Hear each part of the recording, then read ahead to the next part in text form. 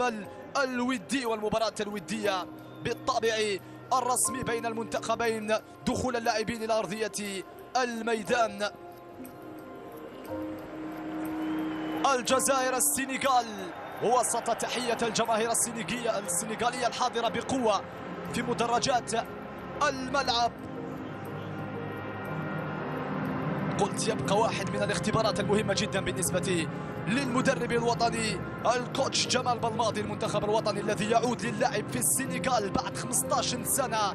آخر مواجهة جمعته مع منتخب السنغال حيث لعبت في إطار التصفية المزدوجة والمؤهلة إلى نهائيات كأس.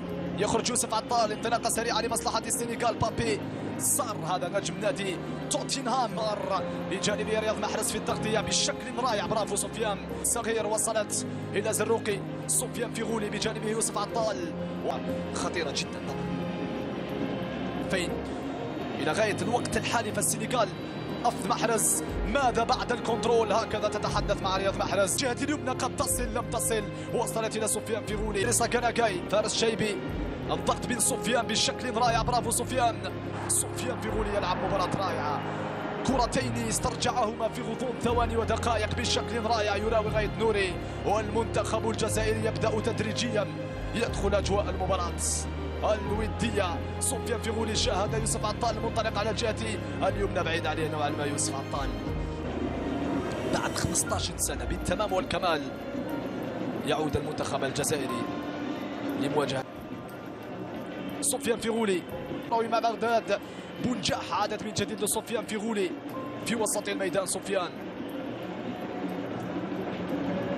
لكن من يستهل أو من يستغل أقول اللحظات التي يكون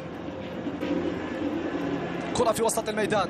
الصراع من سفيان فيغولي يوسف عطال في هذا الشوط الأول من الجهة اليوم. تقريبا كل النوادي والمنتخبات التي تستقبل هدفا في هذا التوقيت تخسر المباراة. وسفيان فيغولي الذي أعتبره واحد من أحسن العناصر التي لعبت هذا الشوط الأول صراحة، في افتكاك الكرة، في صناعتها، في الصراع القوي جدا، خاصة في الثنائيات اللي يربحها سفيان.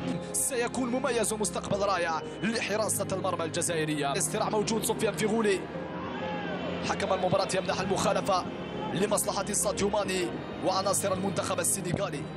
روح رياضية كبيرة فوق أرضية الميدان. تقريبا كل اللاعبين يعرفوا بعضهم بعض، سواء السنغال 2002 مرعب عندما أطاح بالمنتخب الفرنسي. كثير من الجودة تعطيك من دون شك إضافة عندما تعود من أجل التغطية ومن أجل أيضا منح الحلول. التوسعة هنا من سفيان فيغولي، ولكنها رياض محرز ينفذها مباشرة داخل منطقة الجزاء. رأسية قوية،